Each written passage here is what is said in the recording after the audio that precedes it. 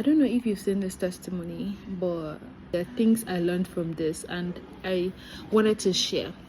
First things first is to educate your children.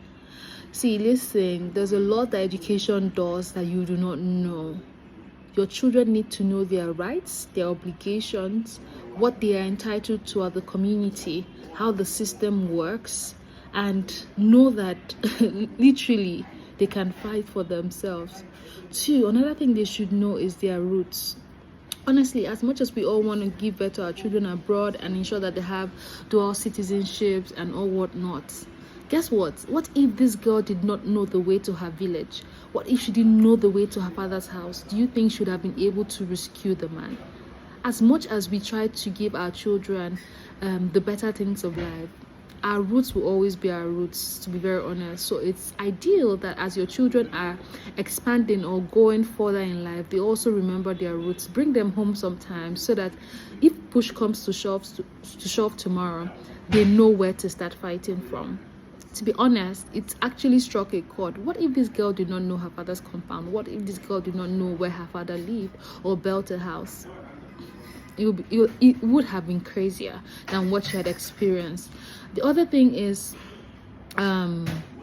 sometimes blood isn't thicker than water, to be very honest.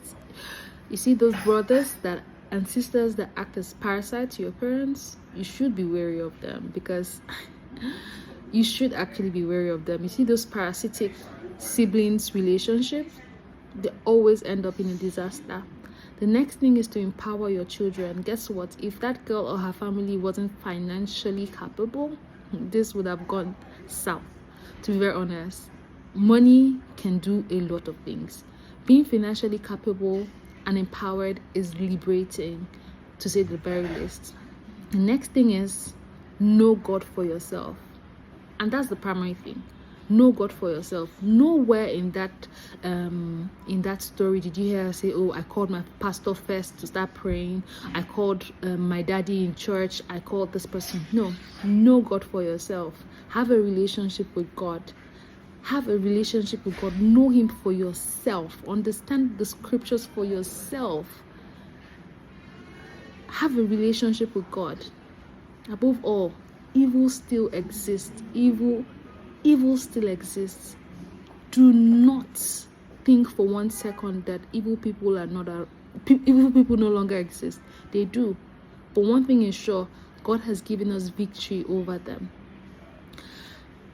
This was such an eye-opener. I watched this thing last night all through, like into